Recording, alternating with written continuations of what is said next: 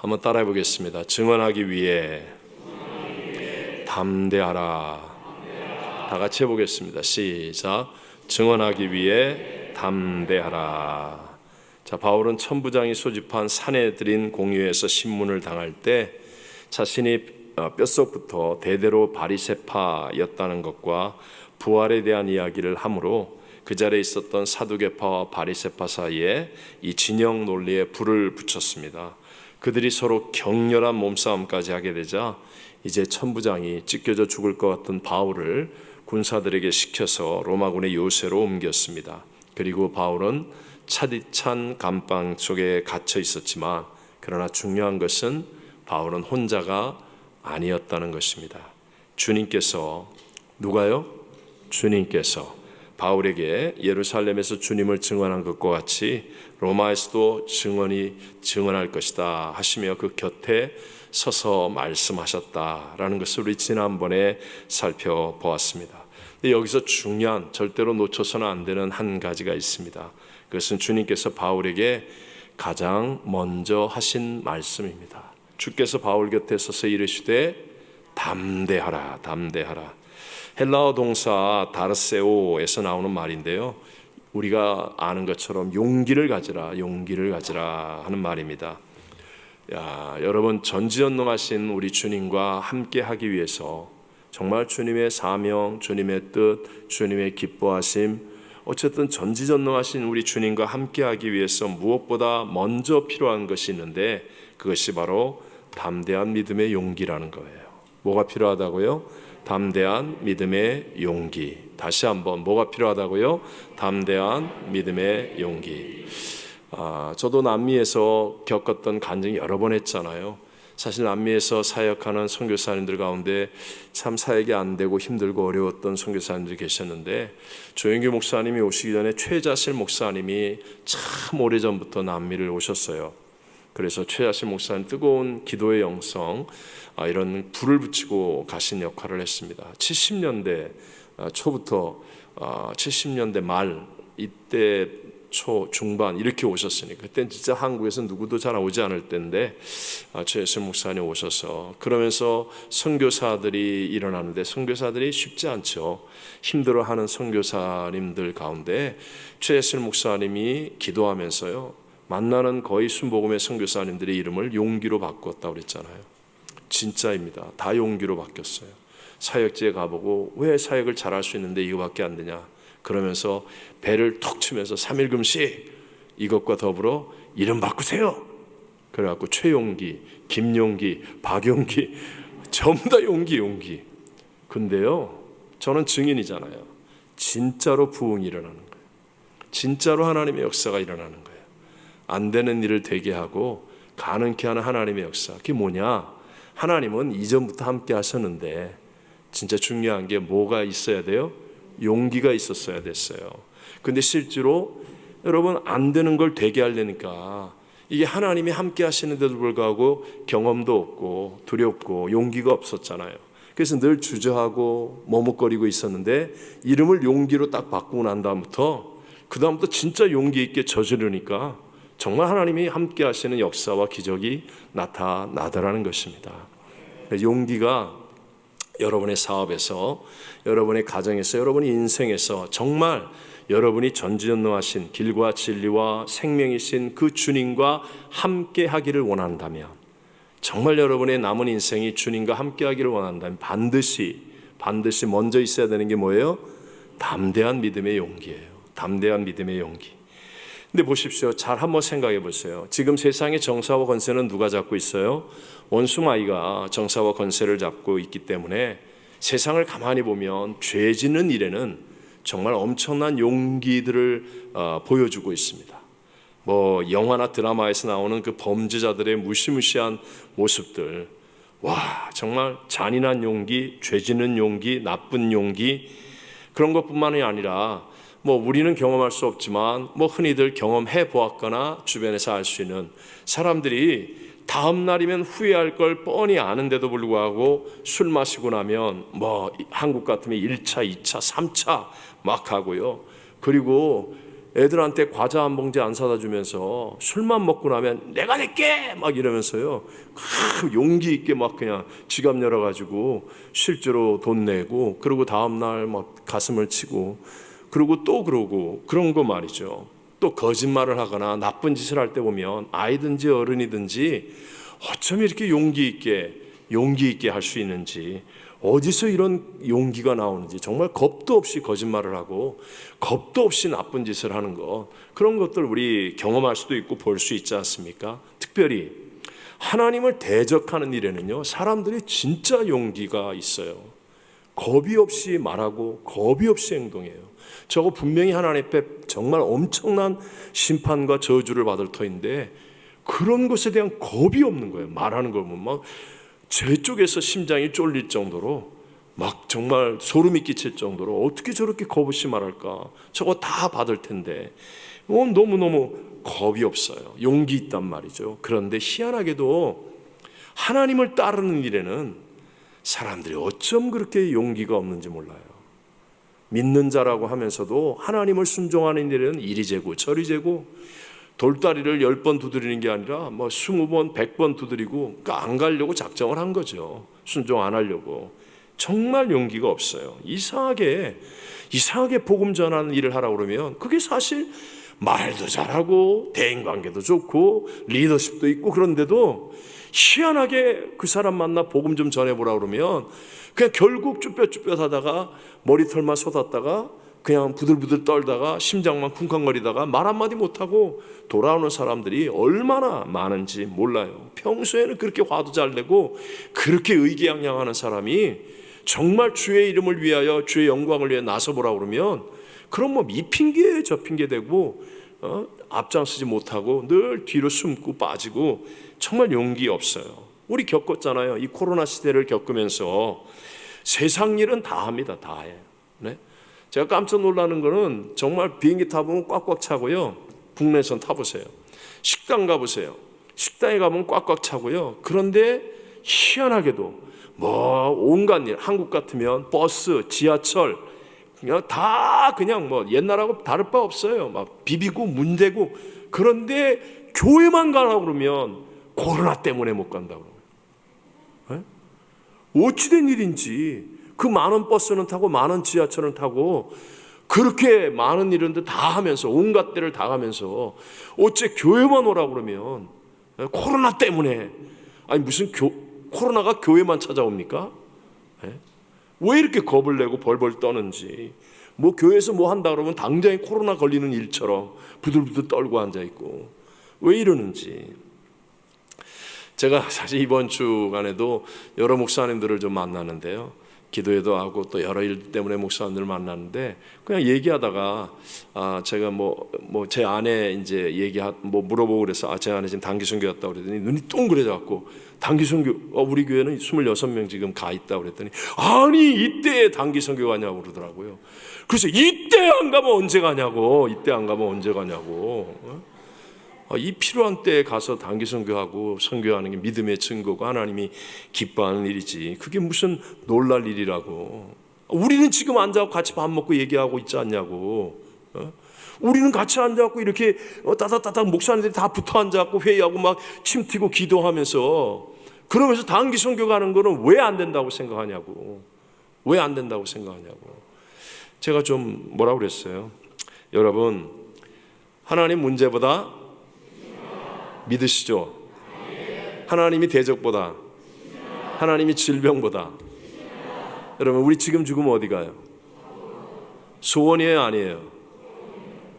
소원을 이루는 거 아니에요? 죽어봤자. 지금 죽으면 우리 천국 가잖아요. 이 땅에서 뭘 얼마나 더 살고 얼마나 잘 산다고요? 천국 가는 게 우리의 꿈이고 소원이고 우리의 목적인데, 죽어봤자 우린 천국 가잖아요. 선교하다 천국 가면 순교인데, 이 세상에 그것보다 더 큰 영광이 어디 있어요? 영원하도록 순교자는 제1의 반열인데 뭐가 두려워할 일이라고요. 당연히 해야 되고 마땅히 해야 될 용기 있는 일이죠. 그 주님이 우리에게 말씀하십니다. 시편 31편 24절을 한번 읽어볼까요? 여호와를 바라는 너희들아 강하고 담대하라. 여호와를 바라는 너희들아 강하고 담대하라. 여러분, 하나님 바라십니까? 하나님이 정말 우리 사업에, 우리의 자녀에게, 나의 남은 인생에 정말 하나님이 역사하시기를 바라십니까? 하나님의 역전승을 바라십니까? 하나님과 동행하시기를 바라십니까? 그렇다면 여러분 어떻게 해야 돼요? 강하고 담대해야 돼요. 죄 짓는 일에, 육신의 이 혈기를 부리는 일에, 그런 일에는 not I but Christ, 죽어야 돼요. 내 혈기가 일어나고 죄 짓는 일 앞에서 내가 죽어야 되고요, 하나님을 바라고 하나님이 소원하고 하나님이 기뻐하는 일에는 강하고 담대한 자가 되는 것. 그럴 때 여러분, 위대한 하늘 나라의 역사들이 저와 여러분의 삶을 통해 일어나게 될 줄로 믿습니다. 인도의 아주 놀라운 선교의 역사를 이룬 에이미 카마이클 선교사님이 계세요. 사진에 보는 대로 이분은 아일랜드 출신의 여자 선교사님이세요. 29살의 젊은 일기로 인도에 들어가셔서 무려 55년 동안 독신으로 살면서 정말 많은 아이들의 영혼, 불쌍한 아이들을 돌보고 정말 아름다운 선교의 열매를 맺었던 분이세요. 당시 인도는 영국의 식민지였습니다. 영국 사람들이 인도를 통치하면서 당연히 인도 사람들을 아주 낮게 보았고요, 인격적으로 제대로 대우하지도 않았겠죠. 그리고 인도 사람이 영국 사람과 교제하는 것조차도 허락하지 않는 그런 분위기 속에 있었습니다. 근데 이 여자 선교사님이 에이미 선교사님이 주위 동료 선교사가 뭐라고 그래도, 사람들이 뭐라고 그래도 그런 걸 두려워하지 않았어요. 복음을 위해서, 하나님의 영광을 위해서 담대하게 나아갔는데, 그건 바로 인도 여인들이 입는 전통 의상인 사리라는 옷을 입고 선교를 하는 것이었어요. 지금은 패션 모델들이 입는 멋진 옷처럼 보이지만, 이분이 당시에 사리를 입을 때는 인도의 가장 낮은 계층이 입는 민무늬 흰 사리를 입고, 그리고 그러면서 선교를 하는 거예요. 그러니까 사실 마음이 닫혀있던 인도 사람들의 마음이 충격 속에서 열려지게 되었고, 또 한편으로는 정말 이렇게 고마운 분, 희생적인 분, 인격적으로 우리를 대해 줄 수 있는 분이 있을까, 그런 생각을 했습니다. 그럴 때마다 동료 선교사들이 와서 이 에이미에게 자꾸 말합니다. 여보시오, 당신은 우리 선교 정책과 틀리는 일을 하고 있습니다. 저들처럼 똑같이 하면 안 됩니다. 그럼에도 불구하고 주변 사람들이 뭐라고 수군거리고 자기를 욕하고 때로는 핍박을 받고 있음에도 불구하고 그는 주의 복음을 위해서, 영혼 구원을 위해서 용기 있게 열심히 선교했어요. 그래서 도나보 공동체를 세우고 특별히 힌두교 사원에 팔려가는 아이들을 구출해냈습니다. 힌두교 사원의 제물로 팔려가서는 거기에는 힌두교 남성들의 성적인 놀이개로 아이들이 전락했기 때문에 그 아이들을 구출해내는 일을 정말 하지 않을 수가 없었어요. 자기가 알고 난 다음부터. 그래서 힌두교 인도 사람들은 정말 그 여인을 싫어했죠. 그래서 막 소문을 퍼뜨리는 거예요. 아이를 잡으러 다니는 엄마, 나쁜 엄마, 막 이렇게 누명까지 씌우고 나쁘게 이렇게 흑소문을 퍼뜨리기도 했습니다. 그런데도 불구하고 이 에이미 선교사님은 포기하지 않았어요. 용기 있게 끝까지 그 아이들을 구출해내고 또 그러한 범죄 사실을 만민에게 알리는 역할도 했습니다. 그래서 10여 년 동안 있는 동안에 130명이 넘는 아이들을 구출하여서 돌보게 되었고, 점점 아이가 늘어나서 수백 명의 아이를 구출해내고 그들을 돌보면서 양육하는 사역을 했습니다. 점차 이 도나버 사역지가 확장되어서 나중에는 병상이 1000개가 넘는 병원도 만들고 농장도 세우고 공장도 세우고 장애인 시설도 세우고 출판사도 세우고 그런 큰 선교단체로 성장하게 됐어요. 이 크기가 중요한 게 아니라 그의 진정성이죠. 그녀가 뿌린 예수 생명의 진정성, 용기 있게 포기하지 않고 전진함으로 그 생명의 씨앗들이 심겨졌어요. 모든 사역을 마치고 84세에 이제 사랑하는 주님 곁으로 갔는데, 근데 사람들이 그녀의 비문에, 가족도 없잖아요. 그러니까 인도 가난한 사람들이 그녀의 무덤에 비문을 썼는데요. 거기에 인도어로 암마이라고 썼어요. 암마이. 암마이는 엄마라는 뜻이랍니다. 엄마. 인도 어린이들의 영원한 영적인 엄마가 되어 주었다는 그런 의미입니다. 그래서 영국에 고아의 아버지 조지 뮬러가 있다면 인도에는 에이미 카마이클이 있다라는 유명한 말이 만들어지고 또 남겨져 있기도 합니다. 한 작은 여인이지만 그러나 자기에게 준 사명을 붙잡고 자기 앞에 다가오는 수많은 도전, 핍박, 고난, 어려움 앞에서 그는 굴하지 않고 용기 있게 주의 복음을 위해서 헌신하고 희생하는 거예요. 그랬을 때 놀라운 열매를 맺고 이 여인의 그 사역이 그 크기가 중요한 게 아니라 그로 인하여서 번져나가는 어마어마한 이 복음의 물결이 인도 땅에 가득하게 되었다라는 거예요. 예수님께서 말씀하셨습니다. 우리 다 잘 아는 요한복음 16장 33절을 읽어볼까요? 이것을 너희에게 이르는 것은 너희로 내 안에서 평안을 누리게 하려 함이라. 세상에서는 너희가 환난을 당하나 담대하라. 내가 세상을 이기었노라. 아멘. 보십시오. 성경적 원칙이에요. 세상에서는 우리가 뭘 당해요? 환난을 당합니다. 이것은 믿는 자나 믿지 않는 자나 똑같아요.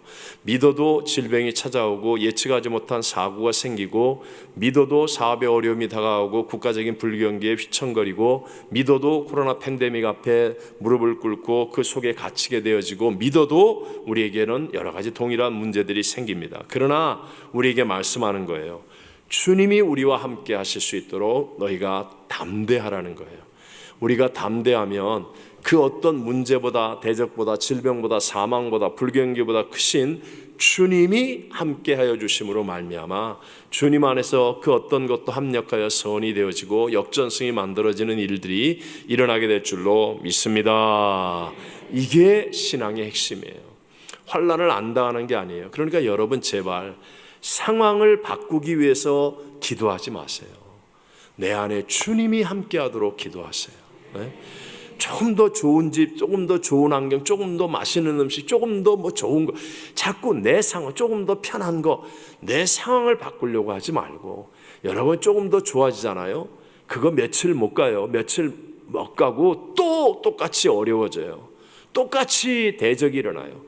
아무리 좋은 데 가봐도 또 똑같이 고난이 생기고 또 똑같이 시험이 다가오고, 아니 더 큰 태클이 다가오고요, 더 큰 어려움이 다가와요. 그러니까 상황 바꾸는 거는 평생 가도 이게 바뀌는 게 없어요. 전에 얘기했잖아요. 우리 이민자들의 삶, 화장실 숫자 늘리다가 끝났다고. 네? 기억나죠? 우리 처음에 이민 왔을 때 정말 작은 아파트 애들하고 같이 다 살다 보니까 화장실이 하나야. 아침에 출근하고 학교 가려니까 막 애들하고 같이 화장실 전쟁이 일어나는 거예요. 야 빨리 나와라, 막 큰일 났다, 빨리 나와라, 우당탕탕 나와 안 나와. 그러고 못 살겠어요. 그래서 화장실 2개 있는 집 막 기도해가지고 열심히 하고 드디어 화장실 2개 있는 집으로 이사를 갔어요. 얼마나 감격이에요. 내 상황이 이렇게 좋아졌다. 그런데 구역장님 댁에 가서 구역 예배를 드리는데 딱 보니까 그 집은 화장실이 3개야. 그 순간에 열받잖아요. 우리도 화장실 3개. 그래갖고 죽도록 고생하고 노력해서 화장실 3개 있는 집으로 갔어요. 그랬더니 애들이 대학 가서 딴주 가고 결혼해서 따로 나가고 청소하느라고 힘만 들어요. 나중에 오니까 이제 늙어갖고 다른 거 할 게 없어. 결국 화장실 숫자 늘리다가 이민생활 끝났다. 농담 같은 이야기지만 그 안에 뼈 있는 진실이 있잖아요. 상황 바꾸려고 사는 게 인생입니까? 아닙니다, 여러분. 주님이 함께하는 게 그게 진짜 승리의 기름을 믿으시기 바랍니다. 네. 자, 그럼 우리가 주님이 함께하기 위해 담대하라고 그랬잖아요. 담대하라. 근데 바울이 이렇게 담대할 수 있었던 뭔가 이유가 있을 거 아니에요. 원래 바울이 세상 말로 얘기하면 깡다구가 좋은 사람입니까? 그래서 그런 게 아니에요. 바울이 담대할 수 있었던 것, 모든 믿는 사람들이 담대할 수 있었던 것은 성격과 기질이나 그런 어떤 태도의 문제가 아니라는 거예요. 그것은 바로 하나님 약속의 말씀을 붙들기 때문에 담대할 수 있다는 거예요. 다시 한번, 무엇을 붙들기 때문에? 하나님 약속의 말씀을 붙들기 때문에. 하나님 약속의 말씀을 붙들기 때문에. 자, 본문에 뭐라고 그랬어요? 네가 예루살렘에서 나의 일을 증언한 것 같이 로마에서도 증언하여야 하리라. 로마에서도 증언하여야 하리라. 곁에서 계신 주님이 로마에서도 증언하여야 하리라 약속하시는 말씀을 주는 거예요. 그러니까 비록 지금 예루살렘 이 안토니아 요새 이 로마 천부장에 의해서 감옥에 있을지라도 나 로마에서 증언하여야 하리라. 이 약속의 말씀을 딱 붙잡은 거예요. 하나님이 하시는 약속하신 말씀이지 않습니까? 더군다나 이 말씀은 바울이 처음 들은 말씀이 아니에요. 처음 들은 말씀이 아니라 이미 바울이 2차 선교 여행 때 에베소에서 엄청난 부흥이 일어나잖아요. 마술하던 사람들이 그 비싸고 귀한 마술책들을 막 쌓아놓고 불을 지르고 회개하고 돌이키고, 그때 주의 말씀이 흥화해서 에베소에 놀라운 세력을 얻게 하실 때 주님께서 하신 말씀이에요. 우리 사도행전 19장 21절을 앞을 보고 읽어봅니다. 이 일이 있은 후에 바울이 마게도냐와 아가야를 거쳐 예루살렘에 가기로 작정하여 이르되 내가 거기 있다가 후에 로마도 보아야 하리라 하고. 보세요. 내가 거기 있다가 후에 어디도 보아야 하리라, 로마도 보아야 하리라 하고 주님이 말씀하신 거예요. 이 주님의 약속의 말씀이 바울 안에는 있는 거예요. 우리같이 주일날 예배드리고 나면 돌아서면 다 잊어버리고 월요일 날이면 완전 백지가 되어지고, 그래서 화요일날 새벽 예배에 아무리 물어봐도 아무 생각도 안 나는 그런 우리가 아니라, 그러니까 우리는 맨날 그냥 휘둘림을 당하는데, 바울은 그런 사람이 아니라 에베소에서 하신 말씀을 예루살렘에서도 붙잡았고 감옥 안에서도 붙잡았고 그 약속의 말씀을 붙들고 있으니까 바울은 담대하라 하는 이 하나님의 말씀을 순종할 수 있는 사람. 그래서 결국 하나님의 뜻 가운데 주님과 함께 동행하여 가장 위대한 인생을 사는 사람이 된 줄로 믿습니다. 우리 이런 이야기하면 딱 생각나는 사람이 있잖아요. 이 진짜 생각이 나야 돼. 이분이 갈렙 할아버지. 갈렙 할아버지가 생각이 나야 돼요. 여호수아서 14장에 보면 이제 광야에서 40년이 지났습니다. 40년이 지나면서 여호수아와 갈렙 빼놓고는 다 죽었어요. 나이 드신 분들이 다 죽었어요. 그래서 여호수아와 갈렙만 이제 젊은 다음 세대, 애굽을 알지 못하던 그 다음 세대의 사람들과 함께 가나안 땅을 정복하는 거예요. 근데 가나안 땅에는 강대한 부족들이 있잖아요. 특히 아낙 자손의 대장부들이 있는 헤브론 땅은 정말 정복하기 어려운 땅이거든요. 거의 이제 6년 가까이가 흘렀습니다. 이제 마지막 헤브론에 살고 있는 아낙 자손들의 이 부족들을 정복하는 전쟁이 남아 있어요. 이건 난공불락의 요새지입니다. 그러니까 정복을 하려면 우리 쪽에서도 엄청난 희생을 감수해야 되는 그런 일이에요. 자, 광야를 지나고 한 6년 7년이 지나면서 이미 이스라엘 백성들도 이제 점점 좋은 땅, 아니면 정복하기 쉬운 땅, 편안한 삶, 이것을 먼저 추구하는 어떤 그런 분위기 가운데 있었다는 겁니다. 그런 분위기가 알게 모르게 다 이스라엘 전체 가운데 있을 그때에 나이 85세가 된 갈렙, 몇 살이에요? 85세. 우리 정창성 안수집사님도 갈렙 같이 일어날 수 있어요. 나를 따르라, 막 이제 이 산지를 내게 주소서. 이제 이게 가능. 85세. 여러분 지금은 그래도 우리 연세 드셔도 건강하시잖아요. 옛날에 85세면 지금 한 120살 정도로 생각하셔야 되는 거예요.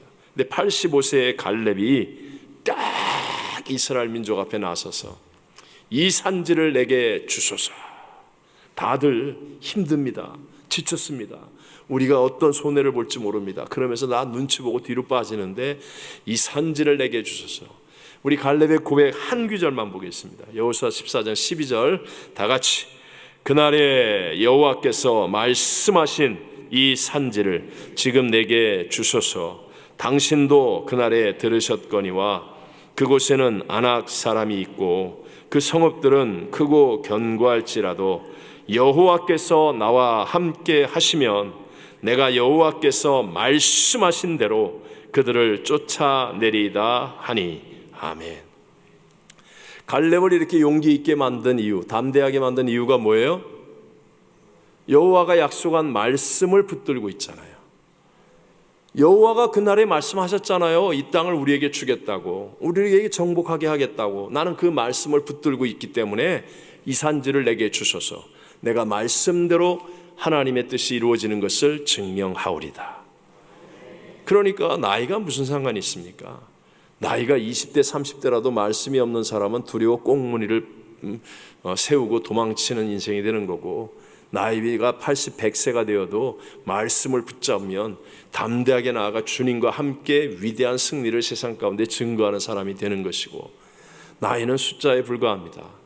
즉 내면에 하나님의 약속의 말씀을 붙든 인생이냐 아니냐, 이게 중요한 거예요. 지금 갈렙의 마음속에는 지금부터 그때부터 45년 전에 하신 말씀이에요. 몇 년 전에? 45년 전에. 4시간 전에 아니에요. 4시간 전에가 아니라고요. 얼마 전에?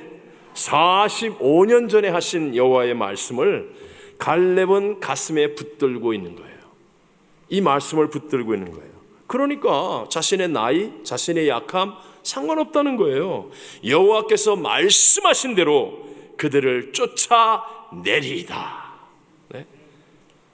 아멘도 안 나오죠? 다시, 여호와께서 말씀하신 대로 그들을 쫓아내리이다. 말씀을 붙들고 있으니까 상대의 강함이나 나의 약함이 전혀 상관없어요. 내 나이가 전혀 상관없어요. 말씀을 붙잡았으니까. 그리고 이 믿음대로 이루어지더라는 것입니다. 여러분, 오늘날도 마찬가지예요. 우리의 인생에 뒤죽박죽된 혼돈과 어려움, 가정, 자녀, 시간, 물질, 인생 어떻게 바로잡습니까? 무엇으로 여러분 바로잡을 것이라고 생각합니까? 열심히 돈 벌어서 거기저기 여행 다니면 바로잡힐 것 같습니까? 열심히 수고해가지고 내가 하고 싶은 거 마음대로 할 수 있다고 생각하면 그때가 바로잡힐 것 같습니까? 그때 되면 또 다른 문제 생긴다니까요. 여기가 쑤시고 저기가 쑤시고, 우리 이빨이 아파서 우리 하선우 치과 가도 치료가 잘 안 되고, 뭐 못하는 거 없겠지만 하도 안 돼가지고, 하도 나빠져가지고.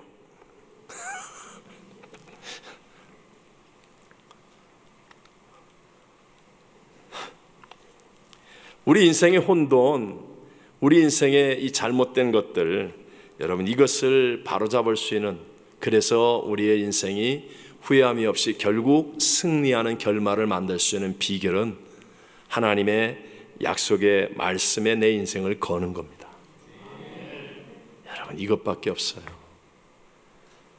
천지는 없어질지라도 하나님의 말씀은 1.1핵도 없어지지 않습니다. 제가 정말 중요하게 얘기했잖아요. 요한복음 1장 3절, 1장 1절부터 태초에 말씀이 계시나 이 말씀이 하나님과 함께 하셨으니 1장 3절, 만물이 그로 말미암아 지은 바 되었으니 지은 것이 하나도 그가 없이는 된 것이 없느니라. 만물이 말씀으로 말미암아 지은 바 되었으니 그가 없이는, 지은 것이 하나도 말씀이 없이는 된 것이 없느니라.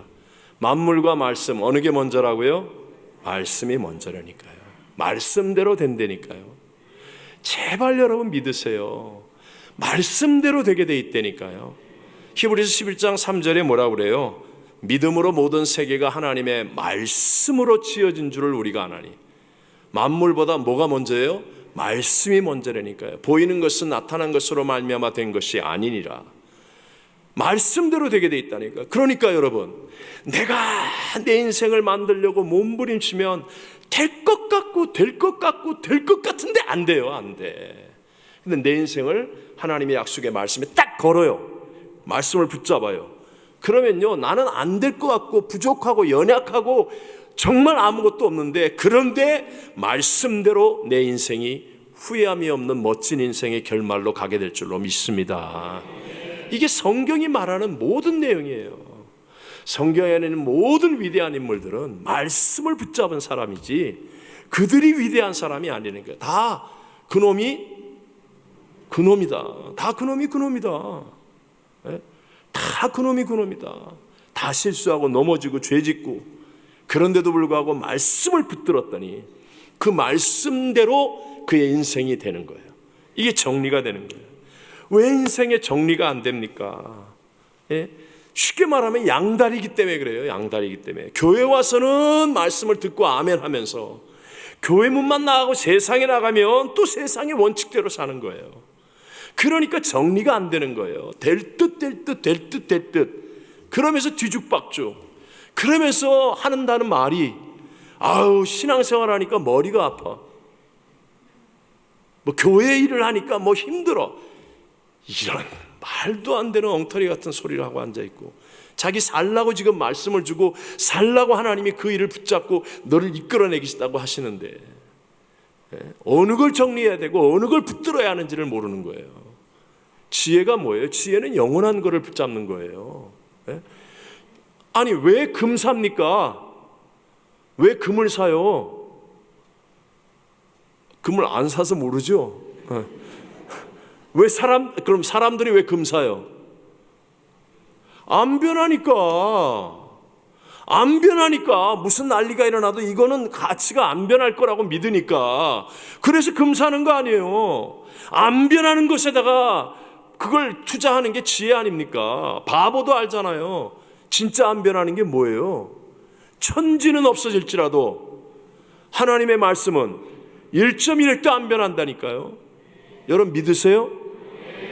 태초에 말씀이 계시냐, 이 말씀이 하나님과 함께 하셨으니 이 말씀은 곧 하나님이시니라. 이거 안 믿으면 뭐하러 교회 나와요? 말씀은 곧 하나님이시니라. 말씀에 거는 겁니다. 주일 성수, 새벽 예배, 말씀에다가 내 시간을 먼저 거는 거예요. 그러면요 새벽 예배 드리면 피곤하다고요? 맞아요. 석 달 6개월 피곤해요. 근데 저같이 30년 40년 50년 드리면요 새벽 예배가 내 인생의 모든 걸 만들어가는 축복입니다. 저요 다른 사람이 볼 때 엄청나게 바쁘게 살아요.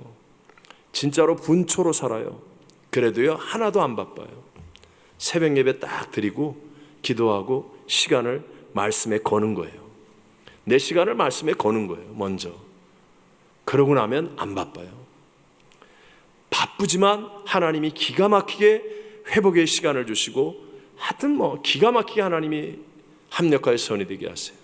어떻게 해야 물질을 우리가 혼돈 속에 이겨냅니까? 먼저 11조에 걸으라니까요. 11조가 하나님의 말씀인 거 믿으세요? 걸으라니까요. 하나님 말씀에 걸지 않고 평생 가보세요. 평생 맨날 돈 걱정하고 있다니까요. 아니면 돈 때문에 치이고 돈 때문에 마음 상하고 돈 때문에 열받고 돈 때문에 싸우고 입만 열면 돈 얘기하고 앉아있고. 말씀에다 걸어야 된다니까요. 말씀에다가. 왜 우리 교회가 선교합니까? 여러분 선교는 하나님의 말씀이 아니에요. 이게 유일한 말씀입니다. 볼지어다 내가 세상 끝날까지 너희와 항상 함께하리라. 이 말씀에 거는 거예요.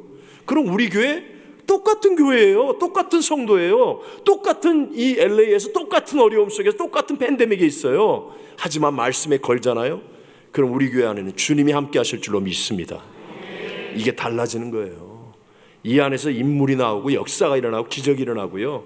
하나님의 일하심을 체험하게 되는 거예요. 조금 지가 잘났다고 그냥 지 마음대로 나서다가 항상 문제 생기면 주야, 이 젊은이들 말이에요. 젊은이들.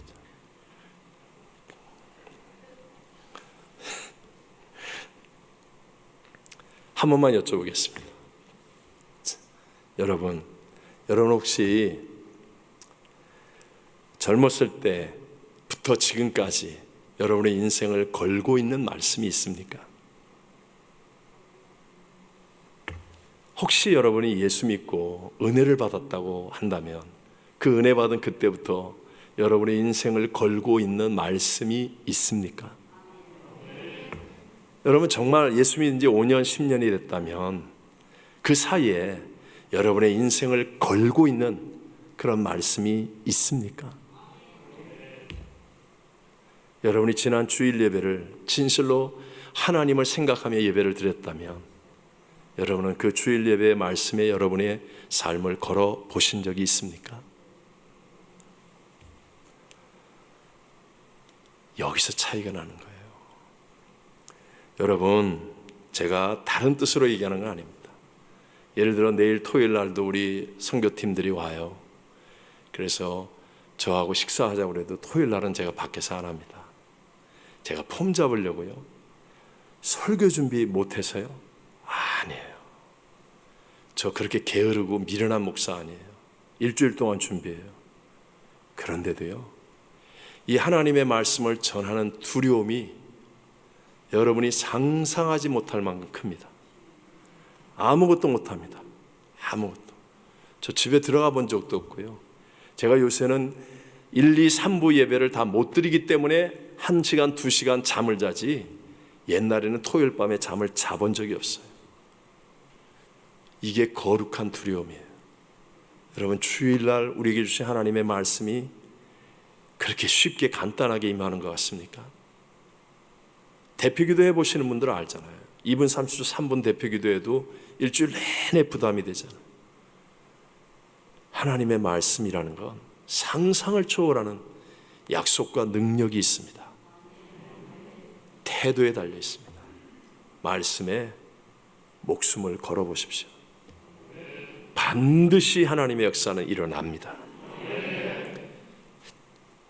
여의도 순복음교회 주대준 장로님이라는 분이 계세요. 그분이 쓴 바라봄의 법칙, 몇 년 후에 바라봄의 기적인가 이렇게 2권 책을 냈는데 이상하게 어제 우연히 그 책이 떨어졌어요. 제 책장에서. 그래서 이렇게 보다가 옛날에 읽은 책인데 이렇게 훑어봤어요. 오늘 설교하는데 계속 그 책 생각이 나는 거예요. 이분이 지리산 고아 소년으로 자랐습니다. 그러니까 시골의 어려운 형편이었다는 거죠. 그런데 청와대 경호실장까지 오르게 되는 어떤 입지전적인 인물이에요. 세상적으로 얘기하면. 그분은 노태우 대통령 때부터 김영삼, 김대중, 노무현, 이명박 대통령까지 5명의 대통령을 경호실에서 모시면서, 특별히 노무현 대통령과 이명박 대통령 때는 경호차장으로 대통령을 모셨어요. 퇴임 후에는 카이스트 대학의 사이버 담당 교수로 부임했고 7개월 만에 그 카이스트의 부총장으로 섬기게 되었습니다. 이분이 청와대 근무하던 그 시절부터 밤낮으로 예수님 자랑을 하는 거예요. 예수님 전하는 거예요. 그래서 핍박을 엄청나게 많이 받았대요. 그런데 이분이 책에 그런 고백의 부분이 있습니다. 어려움도 많았고 때로는 위협도 받았습니다. 그러나 저는 제가 믿는 하나님은 살아계시고 저와 함께 하심을 믿었습니다. 성령으로 충만하면 어떠한 고난이나 핍박 앞에서도 무릎 꿇지 않게 된다는 것을 알았습니다. 청와대 역사상 예수쟁이라는 이유로 가장 많은 퇴출 위험에 놓였지만 하나님은 저를 청와대 경호실 50년 역사상 처음으로 명예롭게 정년 퇴직한 최초의 사람이 되게 해 주셨습니다. 보세요. 세상이 막 핍박하는 것 같죠? 우리 무너질 것 같죠? 용기 있게 해보세요. 절대로 안 무너집니다. 세상은 무너진다 그러면서 헛소리 하는 거예요. 헛소문 퍼뜨리는 거예요. 그러나 용기 있게 믿음을 지키면 절대로 안 무너집니다. 더 위대한 역전승의 주인공이 될 줄로 믿습니다. 근데 중요한 것은 이 모든 것이 하나님의 약속의 말씀을 붙잡고 의지했기 때문이라는 거예요. 이렇게 고백하는 거예요. 그분의 말입니다. 핵심은 말씀입니다. 말씀이 속에 들어와 마음과 생각을 움직여 나가도록 해야 합니다. 바라봄의 법칙은 약속의 말씀을 붙잡는 것입니다. 그리고 어떠한 위협이 와도 하나님께서 나와 함께 하신다는 믿음이 흔들리지 말아야 합니다. 불가능을 가능케 하시는 하나님을 믿어야 합니다. 하나님의 능력에 접촉되면 불가능이 가능케 되고 어떠한 현실과 환경이라도 능히 이겨낼 수 있습니다. 예수님을 믿으면 계란으로 바위를 깰 수 있습니다. 계란으로 바위를 깨는 저와 여러분 됩시다. 네. 사랑하는 성도 여러분, 진짜 이 마지막 시대에 주님과 함께하기 위해 진짜 중요한 것은 담대한 용기입니다. 앞에 보이는 상황은, 들리는 소리는, 느껴지는 모든 것들은 끝이다, 안 된다, 절망이다, 포기해버릴까, 낙심이다, 이렇게 할 때, 그때 여러분, 우리는 하나님의 약속의 말씀에 내 인생을 걸고 이 말씀대로 될 것을 난 믿습니다 하는 용기를 가지고 담대하게 전진하는 사람, 반드시 그 사람과 주님이 함께하여서 역전승을 이루게 해주실 줄로 믿습니다. 네. 예배 때 듣고는 돌아서면 잊어버리는 그런 말씀이 아니라 정말 내가 목숨처럼 소중히 여기는 말씀. 우리 오늘 간증했던 김왕희 집사님이 믿음의 배필을 만나서 더 깊어지고 성숙해지는 그런 믿음의 가정을 이루듯이 간절하게 하나님의 위대한 역사는 일어나지 않습니까? 나이 100세의 아브라함, 그가 위대한 믿음의 조상이 되는 이유도 건강해서 헬스클럽 다녀서 보약 먹어서 아니잖아요. 하나님의 약속의 말씀에 목숨을 걸고 자기 아들 독자 이삭도 하나님은 약속하셨으니 너를 죽여도 살리리라 말씀에 목숨을 걸고 인생을 걸고, 나이 85세의 갈렙이 헤브론의 산지에 아낙 자손을 이기며 저 산지를 내게 주소서, 이 용기 있는 담대한 믿음, 로마 군병에게 포위되고 바리새파, 사두개파, 유대인들의 이 살인 협박 속에 가득 차 있는 바울이지만 그럼에도 말씀대로 이루어지는 인생인 것을 믿고 담대하게 전진하는 이 바울을 통해 주님이 함께 하셔서 최고의 위대한 역사를 이룬 것처럼 우리 이때 나성순복음교회 우리 금요예배 성도님들이 말씀에 내 인생을 걸고 담대하게 용기 있게 나아감으로 우리의 인생도 나와 함께 하신 하나님으로 위대한 승리를 이루었다라고 고백하는 승리자가 되시기를 주의 이름으로 축원합니다. 우리 함께 찬송가 358장 부르시고 기도하도록 하겠습니다. 358장 우리 함께 찬양하겠습니다.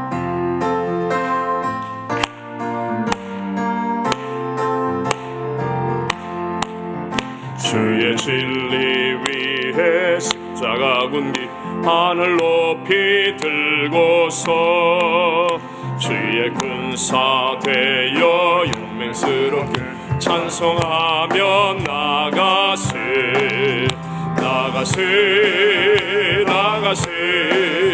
주의 소만을 위하여 목숨까지도 바치고 싸움터로 나가세. 원수들이 비록 강할지라도 주의 군기 붙잡고 주의 진리 위에 용기 다하여 분발하여 싸우세. 나가세 주의 소만을 위하여 목숨까지도 바치고 싸움터로 나가세. 산과 들과 바다 가는 곳마다 주의 군기 날리며 반갑고도 기쁜 승리의 소식 온 세상에 전하세. 아멘. 나가세 주의 소만을 위하여 목숨까지도 바치고 싸움터로 나가세. 원수들은 이미 예수의 손에 하나 없이 패하고 주의 군기만이 영광스럽게 온누리에 날리네. 나가세 주의 소만을 위하여 목숨까지도 바치고 싸움터